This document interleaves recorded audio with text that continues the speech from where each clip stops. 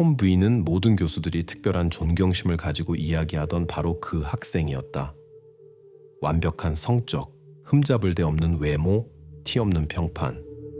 동료들과 교수들은 그를 대학 과학의 미래로 여겼고 친구들은 그를 유쾌하고 믿음직한 사람으로 생각했다. 그 누구도 이 정교하게 만들어진 이미지 뒤에 전혀 다른 인격이 숨겨져 있을 것이라고는 상상조차 못했다.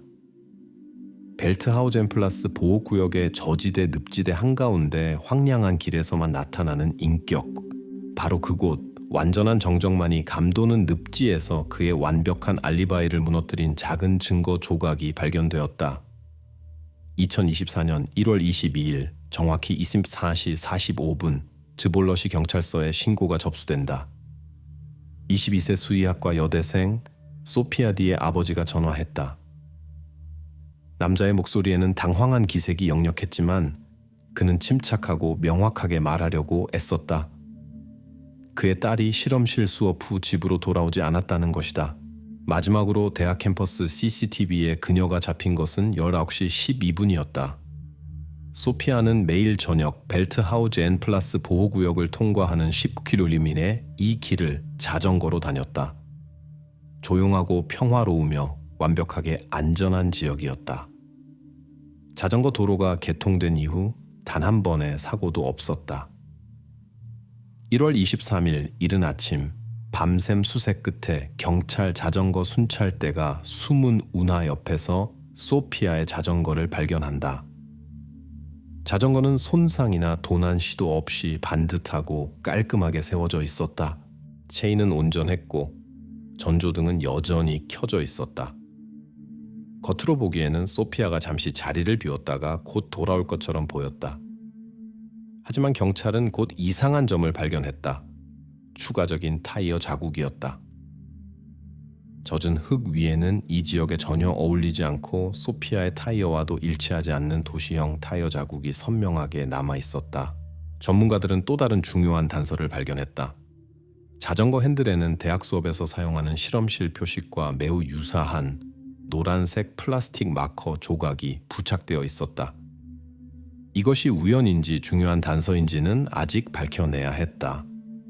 수사팀은 소피아에 가까운 주변인부터 시작하여 목격자 신문에 착수했다. 가장 먼저 면담에 불려온 사람은 24세 학생 톰 부였다. 바로 그가 실험실에서 소피아를 마지막으로 본 사람이었고 그들은 함께 작업을 마치고 있었다. CCTV 영상은 톰이 소피아 직후 실험실을 떠났지만 캠퍼스의 다른 문을 통해 나갔다는 것을 확인시켜 주었다. 연락 후 시 05분 소피아가 사라지기 불과 몇 분 전 캠퍼스 남쪽 출구를 통해 개 트레일러가 달린 자전거가 지나갔다. 그 자전거 프레임의 번호판은 진흙으로 가려져 있었다. 대학에서는 톰이 표본과 동물을 운반하기 위해 그런 트레일러를 항상 사용했다는 것을 알고 있었다. 수사팀의 의심은 자연스럽게 그에게로 옮겨갔다. 그러나 경찰은 동기가 있는 모든 사람을 조사해야 했다. 즉시 소피아의 전 남자친구인 예페 K에게 관심이 쏠렸다. 그녀가 사라지기 일주일 전 몇몇 목격자들은 그들이 지역 카페 중 한 곳에서 감정적인 다툼을 벌이는 것을 보았다고 진술했다. 경찰은 예페를 체포하고 공식 신문을 진행했다. 그의 알리바이는 철저했다. 1월 22일 저녁, 그는 인기 있는 카페 드 스티흐에서 근무 중이었다. CCTV 기록과 손님들의 증언이 그의 말을 뒷받침했다. 현재 단계에서 수사팀은 소피아의 전 남자친구에 대한 가설을 잠시 보류하고 주요 용의자인 톰 V에게 다시 집중하기로 결정했다. 수사관들은 즉시 가민사와 지역 이동통신사에 정보 제공을 요청했다. 다음 날 그들은 수사 방향을 급격하게 바꾼 답변을 받았다. 가민 데이터에 따르면 소피아의 피트니스 시계는 저녁 수분시 05분까지 지속적으로 신호를 전송하다가 갑자기 맥박이 분당 40회로 급격히 떨어지는 것을 기록했다. 그 후 통신은 완전히 끊겼다. 기술 전문가들은 즉시 확보된 데이터를 이동통신사 통신 범위 지도와 결합했다. 소피아 시계에서 마지막 신호가 잡혔을 때 톰 V의 휴대폰이 벨트하우즈 앤플라스 보호구역의 늪지대 구역, 바로 그 경로의 동일 지점에 있었던 것으로 드러났다. 젊은 과학자의 완벽하게 구축된 알리바이의 처음으로 심각한 균열이 생겼다. 대학에서 톰 V의 이름은 항상 긍정적인 맥락에서만 언급되었다. 생화학과 최고의 학생, 각종 연구비와 상, 학술 논문 발표. 교수들은 그를 적극적으로 추천했고 학과장 자신도 그에게 특별한 기대를 걸고 있었다. 게다가 톰은 명망이 있는 환경보호클럽 벨루웨의 자원봉사자로 활동하며 환경 연구를 수행하고 행사에서 발표도 했다. 그를 아는 모든 사람에게 그런 그가 심각한 형사사건의 용의자가 될 수 있다는 것은 도저히 이해할 수 없는 일이었다. 수사팀은 톰의 과거를 조심스럽지만 철저하게 파헤치기 시작했다. 첫 번째, 심각한 시험 때는 1월 22일 저녁 그의 알리바이였다. 톰은 19시 30분부터 이승 1시 30분까지 생화학 교육 영상 편집 작업을 했다고 주장했다. 경찰은 기숙사 이웃들을 대상으로 탐문 수사를 벌였다. 그들은 톰이 집에 있었고 노트북 앞에 앉아 영상 편집에 몰두하는 것처럼 보였다고 확인해 주었다. 톰에게서 압수한 하드디스크에서는 실제로 바로 그날 저녁 20시 47분에 생성된 영상 프로젝트 파일이 발견되었다. 언뜻 보기에는 톰이 진실을 말하는 것처럼 보였다. 날짜가 일치했고 이웃들이 그의 말을 확인해 주었으며 파일도 실제로 존재했다. 하지만 수사관들은 오류나 조작의 가능성을 배제하기 위해 이 사실을 더 깊이 조사하기로 결정했다. 수사관은 톰의 알리바이와 관련된 중요한 사항을 명확히 하기 위해 디지털 데이터 전문 기술 전문가를 불렀다. 전문가는 파일 생성 날짜 자체가 톰이 해당 시간에 영상 작업을 했다는 확실한 증거는 아니라고 설명했다. 전문가에 따르면 파일이 외부 디스크에서 옮겨진 경우 원본 생성 날짜는 변경 없이 쉽게 유지될 수 있었다. 따라서 이 영상은 훨씬 이전에 녹화되었고 나중에 신뢰할 만한 알리바이를 만들기 위해 적절한 시간에 컴퓨터로 복사되었을 가능성이 있었다. 메타데이터는 그러한 가능성을 열어두었고 수사관들은 이제 이 사실을 훨씬 더 자세히 조사해야 했다. 그러나 디스크를 확인하는 과정에서 수사관들은 더 많은 의문을 불러일으키는 다른 자료를 우연히 발견했다. 학습자료 폴더들 사이에서 카페 드스티흐의 CCTV 녹화 영상이 발견되었다. 이것은 우연한 영상이 아니라 소피아의 전 남자친구인 예페 K의 저녁 근무 시간만을 신중하게 선택한 녹화 영상들이었다. 영상들은 그녀가 사라지기 직전 몇 주와 며칠 날짜로 기록되어 있었다. 이것은 즉시 경찰의 의심을 샀다. 왜 톰은 예페의 영상만을 모았을까? 그가 거짓 단서를 만들고 싶었던 것일까? 수사관들은 다시 한번 소피아의 전 남자친구에게 주목하여 예페의 모든 근무 시간과 그날 저녁 그의 행동을 확인해야 했다. 그럼에도 불구하고 영상을 다시 검토하고 예페 자신을 추가로 조사한 후에도 의심스러운 점은 발견되지 않았다. 예페는 일하고 있었고 손님들과 대화했으며 카메라는 그의 완전한 무관함을 확인시켜 주었다. 영상은 깨끗했고 톰이 다른 어떤 목적을 위해 그것들을 보관했다는 것이 분명했다. 어떤 목적인지는 아직 미스터리로 남아있었다. 한편 디지털 보안 전문가는 톰의 바로 그 SSD 디스크의 메타데이터를 계속 조사했다. 그 과정에서 그는 또 다른 중요한 점을 발견했다.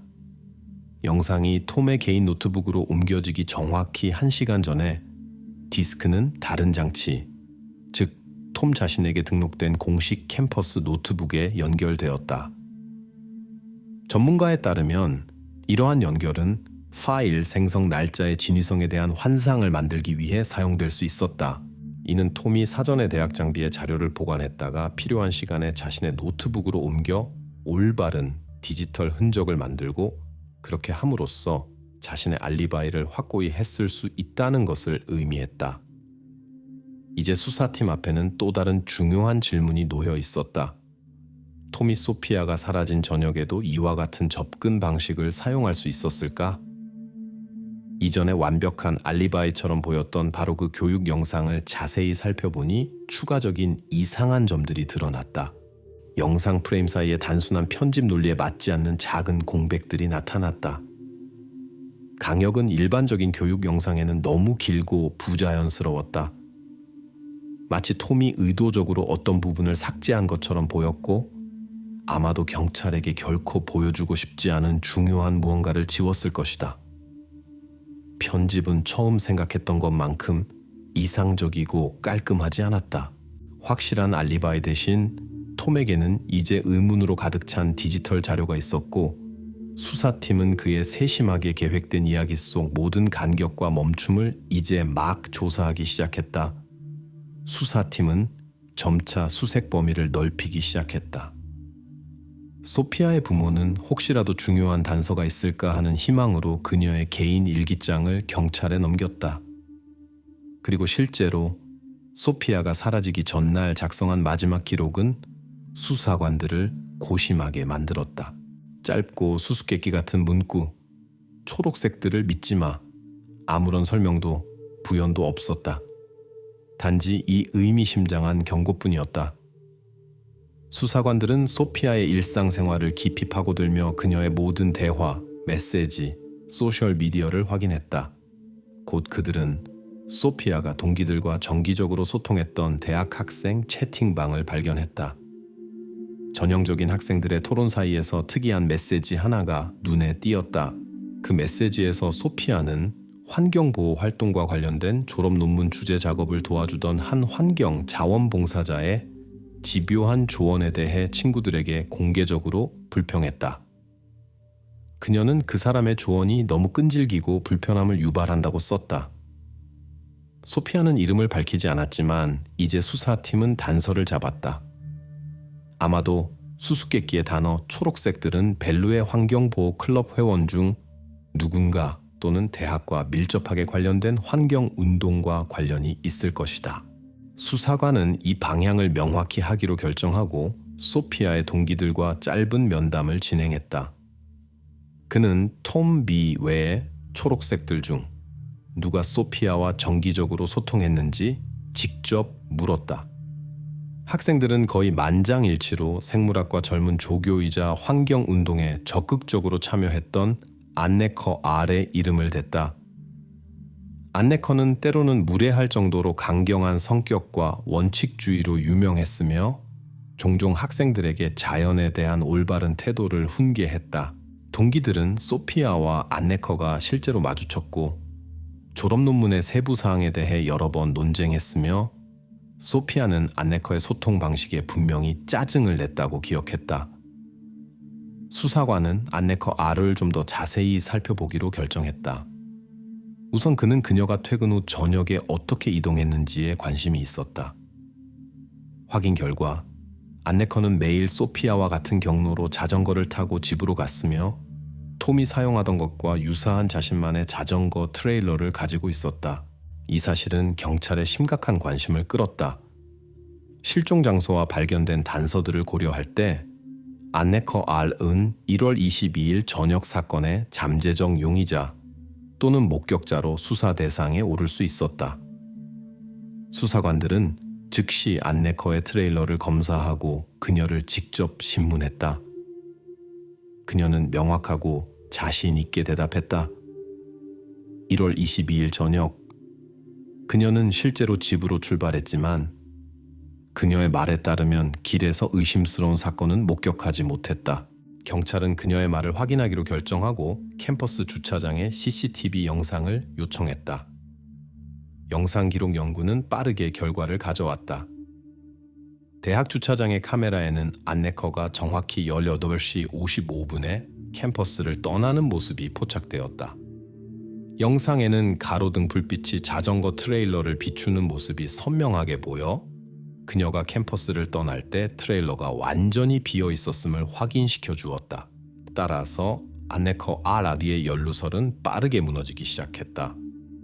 트레일러는 비어 있었고 그녀는 소피아가 캠퍼스를 떠나기 몇 분 전에 떠났으며 그녀 자신의 증언은 노련한 수사관에게 조금의 의심도 불러일으키지 않았다.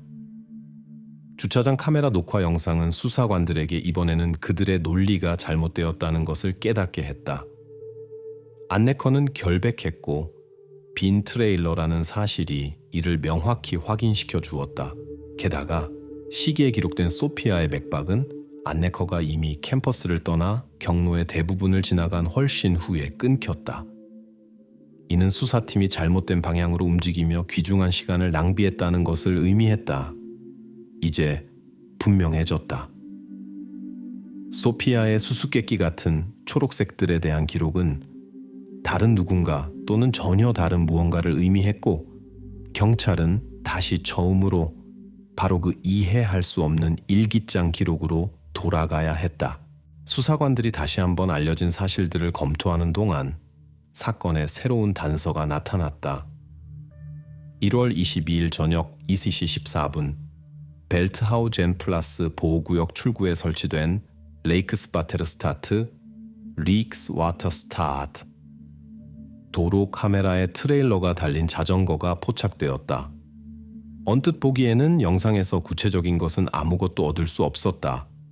트레일러는 비어 있었고 사람의 얼굴은 식별할 수 없었으며 자전거 프레임 번호도 읽을 수 없었다. 하지만 한 가지 중요한 세부 사항이 경찰의 주의를 끌었다. 트레일러 측면에 오래되고 빛바랜 노란색 실험실 스티커가 선명하게 보였다. 바로 그 스티커 조각이 이전에 소피아의 자전거 핸들에서 발견되었던 것이다. 수사팀은 그러한 스티커의 출처를 신속하게 파악했다. 그것들은 실험실 동물과 생물학적 표본을 운반하는 트레일러를 표시하기 위해 대학 직원들과 자원봉사자들에게 지급되었다. 문제는 트레일러 관리가 수동으로 이루어졌고 그다지 엄격하지 않았다는 점이었다. 장부 기록이 종종 누락되거나 때로는 전혀 기록되지 않았다. 이는 소피아가 사라진 저녁에 누가 트레일러를 사용했는지 찾는 것을 상당히 어렵게 만들었다. 경찰은 최소한 사용 내역의 일부라도 복원하기를 바라며 트레일러 담당 직원들을 신문하기로 결정했다. 수사관은 장비 대여를 정기적으로 관리하는 대학 캠퍼스 경비 직원을 신문했다.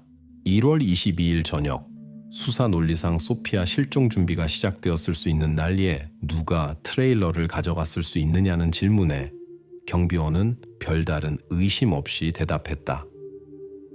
그날 저녁 기술자 올라프가 창고에 와서 트레일러 중 하나를 가져가는 것을 봤습니다. 시간은 정확히 기억나지 않지만 분명 저녁이었습니다. 올라프는 생물학과 하급 기술 직원으로 조용하고 비사교적인 사람이었다. 그는 동료들의 눈에 거의 띄지 않았고 학생 생활에 참여하지 않았으며 어떤 행사에서도 거리를 두었다. 경찰의 관심은 자연스럽게 그에게로 옮겨갔다. 수사관들은 즉시 올라프의 주소로 가서 자세한 내용을 파악하기 위해 그를 체포했다. 올라프의 외모는 즉시 경찰관들을 긴장시켰다. 그의 재킷에는 진흙과 늪지 얼룩이 선명하게 보였다. 소피아가 늪지대에서 실종된 것을 고려하면 이는 극도로 의심스러워 보였다. 올라프는 트레일러 사용 사실을 부인하지 않았지만 여학생 실종과는 아무런 관련이 없다고 주장했다. 그럼에도 불구하고 수사관은 그의 옷에 묻은 명백한 진흙 사실을 무시할 수 없었다. 재킷은 즉시 압수되어 토양을 식별하고 그것이 용의자의 옷에 묻게 된 장소를 파악하기 위해 법의학 감정으로 보내졌다. 올라프는 감정 결과를 기다리는 동안 임시로 구치소에 수감되었고 수사팀은 다시 모든 이전 사실 분석에 집중했다. 전문가들은 결과에 따라 다음 수사 과정이 달려있다는 것을 알고 신속하게 작업했다. 하루 동안 그들은 올라프의 옷에서 채취한 진흙 샘플을 상세히 분석했다. 결과는 예상치 못한 것이었다. 실험실은 명확한 답변을 내놓았다. 용의자의 재킷에서 발견된 진흙은 벨트하우 젠플라스 보호구역의 늪지대와는 아무런 관련이 없었다. 그것은 전혀 다른 종류의 토양으로 당시 새로운 도시공원을 건설 중이던 지방 반대편 건설 현장의 특징적인 것이었다. 따라서 올라프의 연루설은 완전히 무너졌다. 그는 결백했고 단지 불운한 우연의 일치와 경찰의 피상적인 평가의 희생자였을 뿐이다. 체포는 초기 단계에서는 충분히 논리적이었지만 결국 실수로 판명되었다. 올라프는 수사관들의 사과와 함께 구금에서 풀려났지만 소피아가 사라진 밤 카메라에 찍힌 트레일러는 여전히 주인 없는 상태로 남아 있었다. 그날 저녁 자전거를 운전했던 사람은 아직까지 밝혀지지 않았다. 수사관들은 근거 없는 의심으로 귀중한 시간을 낭비하며 또다시 잘못된 길을 갔다는 것을 깨달았다. 이제 다시 출발점으로 돌아가 이미 가지고 있는 사실들을 다시 분석하고 노란색 실험실 스티커가 붙은 트레일러를 단 자전거를 실제로 운전했던 사람을 찾아야 했다. 또 다른 막다른 골목에 다다른 후 수사관들은 다시 톰 비투의 과거 행적을 조사하기 시작했다. 학부 실험실 일지에서 이상한 기록이 발견되었다. 1월 17일 아침, 톰은 대학 창고에서 여과용 모래 16포대를 수령했다. 용도란에는 배수 모델용이라는 불명확한 설명이 적혀 있었다.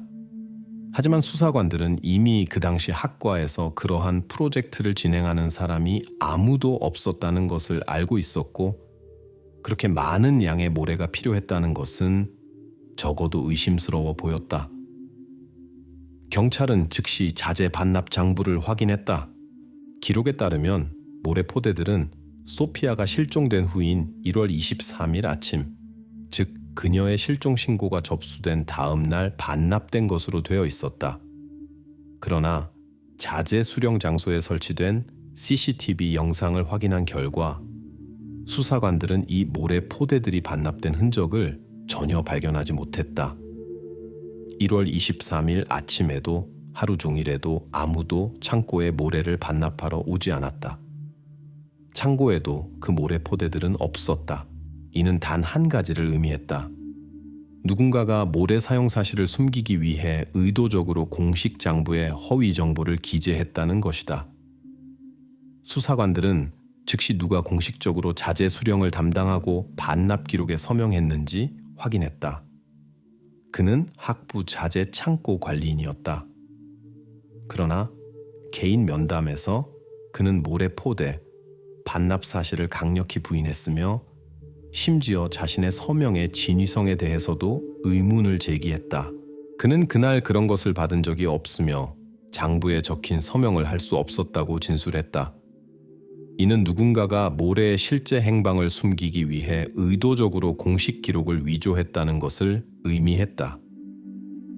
수사관들에게 모래 반납 기록이 위조된 것이라는 점은 명백했고, 이제 누가 장부에 허위 데이터를 입력했는지 밝혀내는 것이 필요했다. 실험실 회계 시스템은 충분히 안전하지 않았고 많은 학생과 인턴들이 직원 로그인 정보를 사용할 수 있도록 허용했다. 따라서 톰의 변호인 측은 다른 학생이 톰에게 누명을 씌우거나 단순히 수사를 혼란스럽게 하기 위해 기록을 작성했을 수 있다고 주장했다. 언뜻 보기에는 그 주장이 설득력 있게 들렸지만 경찰은 확인 없이 이 버전을 받아들일 생각이 없었다. 수사관들은 회계 시스템에 남겨진 디지털 흔적을 분석하기 위해 IT 전문가를 투입했다. 모든 사용자 활동이 기록되었고 각 기록 입력은 접속이 이루어진 장치의 IP 주소와 함께 기록되었다. 처음에 수사관들은 IP 주소가 공용이고 공개적이어서 데이터를 위조한 사람의 신원을 특정하는 것이 불가능할 것이라고 예상했다. 그러나 분석 결과는 전혀 달랐다. 전문가는 기록이 이른 아침 06시 12분에 입력되었으며 IP 주소는 명백히 톰이 거주하는 학생 기숙사의 와이파이 라우터에 속한다는 것을 신속하게 파악했다. 더욱이 그것은 톰이 이미 여러 번 대학 서비스에 접속했던 그의 개인 노트북이었다. 이제 우연한 학생에 대한 변호인 측의 주장은 훨씬 약해 보였다. 기록은 분명히 톰 자신이 작성했거나 적어도 그의 장치에서 이루어진 것이었다. 그러나 톰의 변호인들은 다시 한번 기숙사에서 다른 사람들이 그의 컴퓨터에 접근했을 가능성을 지적하며 그러한 디지털 흔적이 아직 그의 개인적인 죄를 증명하지는 못한다고 주장했다. 실제로 형식적으로는 반박할 수 없었고 경찰은 아직 외부 개입 가능성을 완전히 배제할 수 없었다. 그럼에도 불구하고 톰의 신원을 둘러싼 의심은 계속해서 쌓여갔다. 현재 수사팀은 중요하지만 아직 완전히 풀리지 않은 사건의 요소, 즉 사라진 모래 16포대를 손에 쥐고 있었다. 그러한 물질이 그냥 사라질 수는 없었다. 포대들은 부피가 크고 무거웠으며 주변 사람들에게 눈에 띄지 않게 운반하는 것은 거의 불가능해 보였다. 용의자가 그렇게 많은 양의 모래를 가지고 어디로 갔을지는 아직 불분명했다. 단 한 가지 분명한 것은 모래가 우연히 가져간 것이 아니며 아마도 그 사용은 소피아의 실종과 직접적으로 관련되어 있다는 것이었다. 모래는 수사팀뿐만 아니라 톰 자신의 알리바이에도 주요 문제가 되었다. 이전에는 훌륭한 평판과 치밀하게 준비된 디지털 알리바이 덕분에 거의 의심을 받지 않는 것처럼 보였지만 이제 그의 입장은 훨씬 더 어려워졌다. 그의 장치에서 작성된 장부 기록, 명백한 관리인 서명 위조, 실제 자재 반납 부재, 이 모든 것이 톰을 단순한 용의자에서 이제 수사팀이 최대한 상세하게 다루려는 주요 용의자로 만들었다. 이 모래가 사용된 장소는 아직 발견되지 않았지만 수사관들은 이미 그것이 존재한다고 확신했다. 수사팀은 소피아의 사생활이 비극의 원인이 될 수 있었는지 이해하기 위해 그녀의 사회적 관계망을 더 깊이 조사하기 시작했다. 동기들을 대상으로 한 또 다른 신문 중 소피아의 가까운 지인인 하이켄은 실종 몇 주 전에 있었던 대화를 기억해냈다. 그 대화에서 소피아는 레이던 대학교로 편입하고 싶다고 말했다. 이유는 유독한 파트너십에서 벗어나고 싶다는 것이었다. 소피아가 파트너십이라는 단어로 무엇을 의미했는지 하이켄은 몰랐지만 이 사실은 소피아 주변에 심각한 갈등이 있었음을 시사할 수 있었다. 수사관들은 대학 온라인 시스템에 저장된 소피아의 졸업 논문 자료를 주의 깊게 조사하기 시작했다.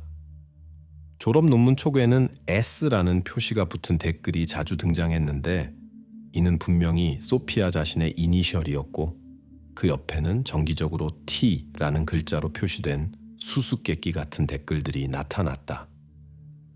이 표시들은 권고처럼 보였고 때로는 상당히 강경하고 요구적이어서 분명히 소피아에게 압력을 가하고 있었다. 수사팀은 졸업 논문이 소피아가 하이케에게 말했던 바로 그 유독한 갈등의 원천이었을 수 있다는 논리적인 가설을 세웠다. 경찰은 소피아 자신 외에 다른 누군가가 그녀의 졸업 프로젝트에 참여했을 수 있는지 확인하기 위해 소피아의 지도 교수에게 직접 연락했다. 지도 교수는 공식적으로 졸업 논문은 학생의 개인 프로젝트였으며 공식적인 공동 저자나 컨설턴트는 없었다고 설명했다. 수수께끼의 T 표시에 관해서는 지도 교수는 소피아가 아직 수행해야 할 과제나 목표를 표시하기 위해 스스로 이 댓글들을 작성했을 수 있다고 추측했다. 그러나 지도 교수가 지적했듯이 그 자신도 이 댓글들의 스타일이 소피아 자신에 대해 너무 공격적이고 요구적으로 보였기 때문에 의구심이 들었다. 지도 교수는 T가 터 M을 의미할 수 있다고 추측했다. 그는 선배 학생이자 하급 학년 지도자였으며 이전에 소피아의 프로젝트에 관심을 보였고 다른 학생들의 유사한 작업을 도왔었다. 터는 상황을 파악하기 위해 경찰에 소환되었다. 그는 저항하지 않고 침착하게 수사관들에게 학생들이 졸업 논문 초고를 올리는 대학 온라인 시스템 무들의 인터페이스를 보여주었다. 터는 T라는 글자가 특정 인물의 이니셜이 전혀 아니라고 설명하고 명확하게 시연했다. 그것은 무들 편집기에 내장된 할 일, to do, 자동 표시였으며 학생들과 교수들이 추가 해결이 필요한 과제와 질문을 표시하는 데 사용했다. 수사팀은 이 정보를 신속하게 확인하고 터의 말이 사실이라는 것을 확신했으며 따라서 그에 대한 의심은 완전히 해소되었다. 수수께끼에 T 댓글의 본질을 밝혀냄으로써 터에 대한 의심은 해소되었지만 이것은 소피아가 말했던 독성에 대한 상황을 전혀 명확히 해주지 못했다. 이제 수사관들은 댓글 뒤에 단지 자동 시스템만 있었다면 실제로 누가 소피아에게 압력을 가했는지 이해해야 했다.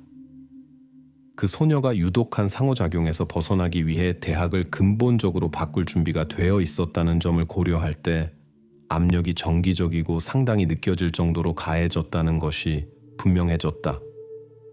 그 사람이 누구이든 간에 그는 여학생의 가까운 교제 범위에 있었고 그녀의 실종 동기를 밝히는 열쇠가 될 수 있었다. 잘못된 단서들과 기술적인 세부 사항들에도 불구하고 소피아 주변의 독성이라는 주제는 점차 수사에서 더욱 중요해졌다.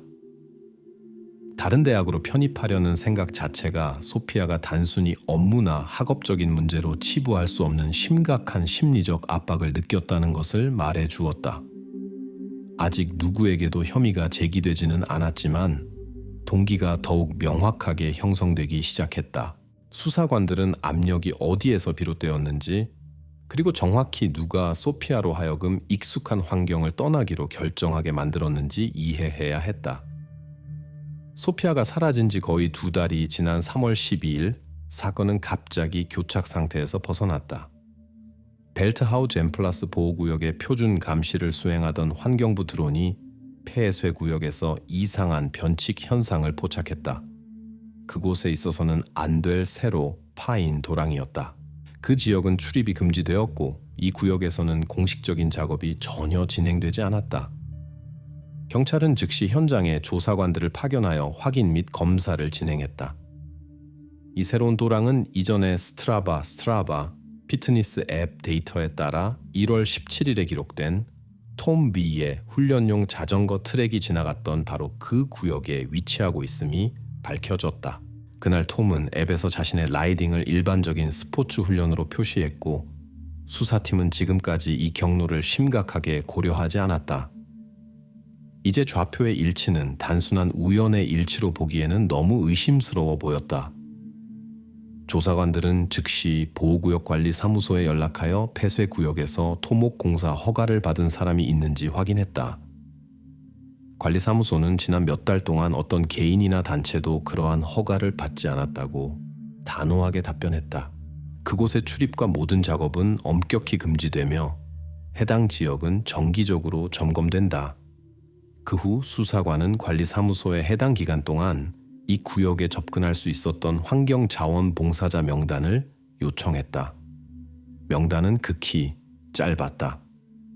톰 빅과 정기적으로 환경운동에 참여했던 다른 2명의 학생 자원봉사자, 용의자 범위가 급격히 좁혀졌다. 수사관들은 발견된 도랑을 조사하기 시작했다. 현장에 도착한 전문가팀은 즉시 진흙 속에서 수사 과정을 근본적으로 바꿀 수 있는 물건을 발견했다. 그것은 소피아의 재킷이었다. 물건은 물에서 조심스럽게 꺼내져 실험실 감정을 위해 보내졌다. 그러나 전문가들은 곧 실망스러운 결론에 도달했다.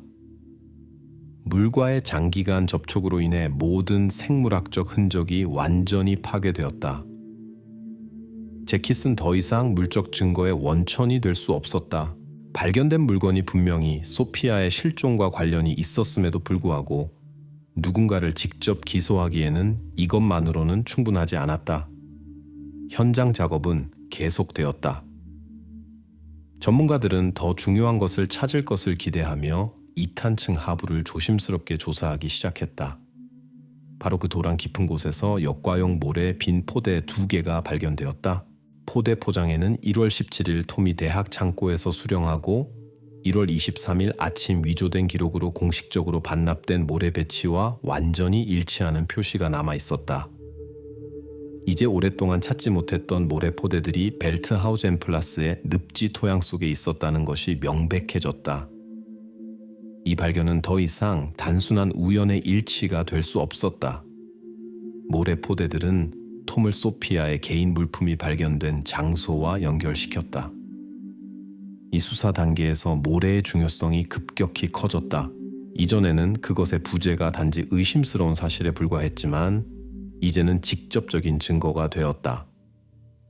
바로 그 배치에서 나온 2개의 모래 포대가 늪지 깊숙이 숨겨져 있었다는 것은 명백히 증거 은닉과 자신의 존재 흔적을 숨기려는 시도를 말해주었다. 이전에는 우연한 세부 사항처럼 보였던 모래가 비록 아직 공식적인 기소를 위한 결정적인 것은 아니었지만 톰에 대한 강력한 농어로 변했다. 하지만 이제 그것은 다른 증거들을 씻어낸 물보다 훨씬 더 크게 말하고 있었다. 수사관들에게는 모래 포대, 보호구역의 도랑, 그리고 소피아의 실종을 연결하는 주요 질문들에 대한 답을 찾는 것만이 남아 있었다. 모래 포대를 발견한 후 수사관들은 톰 B 소유의 모든 물품에 대한 재차적이고 더 심층적인 검사 허가를 받았다. 수사 초기부터 도로 카메라 영상에 등장하며 의문을 불러일으켰던 바로 그 자전거 트레일러가 관심의 중심이 되었다. 법의학 전문가들은 첫 번째 피상적인 검사에서 놓쳤을 수 있는 흔적을 찾을 것을 기대하며 철저한 검사를 시작했다. 그들의 주의를 끈 것은 트레일러 내부에서 나는 약한 표백제 냄새와 바닥 덮가의 솔기에서 거의 식별할 수 없는 갈색 액체 자국이었다. 트레일러는 법의학 실험실로 보내졌고 그곳에서 전문가들은 검증된 고전적인 분석 방법, 즉 페놀, 클로로포름 방식을 이용한 혈액 분리 분석을 사용했다. 분석에는 며칠이 걸렸지만 결과는 명확했다. 갈색 액체에는 사람의 혈액이 포함되어 있었다. 전문가들은 추가로 현미경 검사를 실시하여 트레일러 바닥 솔기에서 육안으로는 거의 보이지 않는 머리카락 한 올을 분리해냈다. 머리카락에서 추출한 DNA와 소피아의 개인 물품에서 채취한 유전 물질을 비교한 결과 일치함이 확인되었다. 이제 경찰은 톰의 트레일러에 바로 소피아가 있었다는 첫 번째 확실한 증거를 확보했다. 톰은 즉시 또 다른 신문을 위해 소환되었고 그곳에서 그는 감정 결과를 제시받았다. 왜 톰이 트레일러를 표백제로 청소했는지에 대한 수사관의 질문은 감정적인 압박 없이 차분하게 들렸다. 톰은 겉으로는 평정을 유지하며 간단하고 명확한 답변을 했다. 실험실 동물을 운반한 후에는 매번 트레일러를 철저히 소독해야 한다. 그의 말에 따르면 이는 감염과 질병 확산을 피하기 위해 실험실에서 동물을 다루는 모든 사람에게 표준적인 관행이었다. 답변은 설득력 있고 논리적으로 들렸지만 발견된 증거의 심각성을 고려할 때 더 이상 톰에 대한 의심을 완전히 해소할 수는 없었다. 톰의 변호인 측은 사건의 새로운 전환점에 즉시 반응했다. 변호인들은 발견된 혈흔과 머리카락이 이전 운반 후에 트레일러에 남아 있었을 수 있다고 자신 있게 주장했다. 예를 들어 최근 톰은 벨루에 클럽의 환경 순찰 중 하나 이후 부상당한 개를 운반하는 것을 도왔고 혈액은 그 동물에게서 남았을 수 있다는 것이었다. 머리카락은 실험실에서 학생들이 정기적으로 마주치고 장비가 공동으로 사용된다는 점을 고려할 때 우연히 트레일러에 들어갔을 수 있었다. 이 변호인 측의 주장은 언뜻 보기에는 그럴듯해 보였고 수사팀의 추가 확인이 필요했다. 그러나 경찰은 이미 그러한 변명을 의심할 만한 충분히 견고한 근거를 가지고 있었으며 특히 보호구역에서의 발견 이후에는 더욱 그러했다. 한편 전문가들은 트레일러를 계속해서 철저히 검사했다. 트레일러 측면에 위치한 도구 보관함에서 작지만 중요한 조각, 즉 소피아의 자전거 헬멧 파편이 발견되었다.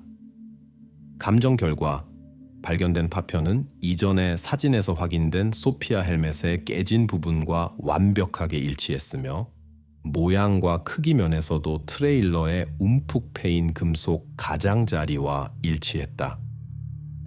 이 발견은 생물학적 흔적의 우연한 유입에 대한 어떤 추측보다 훨씬 더 설득력 있는 완전히 명백하고 극히 중요한 증거였다. 이제 변호인 측의 입장은 심각하게 흔들렸다. 이전에는 생물학적 흔적의 출처에 대해 논쟁하며 우연이나 일치로 설명할 수 있었지만 톰의 트레일러 자국과 완벽하게 일치하는 소피아 헬멧 조각은 그러한 설명을 위한 여지를 남기지 않았다. 말과 버전과는 달리 소에는 거짓말을 할 수 없었다. 이 증거는 톰에 대한 의심을 급격히 강화시켰고 그를 소피아가 보호구역을 통해 가다가 사라진 그날 저녁의 사건들과 더욱 밀접하게 연결시켰다. 변호인 측은 새로운 설명을 만들어내야 했지만 이제 그것은 거의 불가능해졌다. 수사관들은 마침내 사건 해결에 가까워졌다고 확신했다. 3월 25일 수사는 최종 결과에 도달했다. 몇 주간의 체계적인 수색 끝에 법의학자들은 벨트하우젠플라스 보호구역의 물과 2탄층 아래 오랫동안 숨겨져 있던 것을 발견했다. 깊은 침식 구덩이에서 소피아를 끌어올렸다. 감정 결과 즉시 확인되었다. 여전히 그녀에게 남아있던 자전거 헬멧에는 특징적인 움푹 패인 자국이 있었다. 바로 그것이 이전에 톰의 트레일러 금속 가장자리에서 발견된 손상과 일치했다. 전문가들은 다른 중요한 세부 사항들도 발견했다. 희생자의 옷에서 용의자의 장갑 밑의 흔적을 발견했다. 이것은 법의학 검사 중 톰의 트레일러에서 발견된 샘플과 완전히 동일한 2탄 진흙과 표백제의 특별한 혼합물이었다. 수사팀이 오랫동안 맞춰온 퍼즐이 마침내 하나의 완전한 그림으로 맞춰졌다. 가민 가오민사는 경찰의 요청에 따라 소피아의 피트니스 시계에서 정확한 데이터를 전달했다. 바로 이 시계가 1월 22일 저녁 급격한 맥박 상승과 이후 하락을 기록하여 공격 시간을 명확하게 표시했다. 이제 바로 이 기간에 톰이 보호구역 늪지대에서 소피아 옆에 있었다는 것이 분명해졌다. 사전에 준비된 계획에 대한 의심도 확인되었다. 톰이 과학 프로젝트를 핑계로 실험실에서 가져갔고 실제로는 반납되지 않은 모래는 그가 은밀한 무덤을 만드는 데 사용되었다. 그의 노트북에서 입력된 모래 포대의 반납에 대한 위조 기록은 그의 의도적인 행동을 강조하며 그에 대한 중요한 증거가 되었다. 도로 CCTV 영상과 자전거 및 트레일러에서 발견된 실험실 스티커는 톰을 소피아의 이동 경로 및 범죄 현장과 연결시켰다. 이러한 증거들은 실종 당일 저녁에 일어난 일의 전모를 복원하는 데 핵심적이었다. 마지막으로 트레일러에서 발견된 소피아의 혈액과 헬멧 파편은 톰과 희생자 사이에 반박할 수 없는 연관성을 만들어 우연한 일치나 오류의 가능성을 배제했다. 소피아의 일기장, 그녀의 대화 내용, 동기들의 증언 또한 중요한 역할을 했다. 이 모든 것은 톰이 그녀의 졸업 논문 준비 기간 동안 소피아에게 가했던 명백한 집착과 압력을 보여주었다. 소피아가 대학을 바꾸고 톰과의 유독한 파트너십에서 벗어나고 싶어 했던 바람은 이제 그 완전한 설명을 얻게 되었다. 재판 과정은 불필요한 감정 없이 오직 확고하고 검증된 증거에만 근거하여 진행되었다.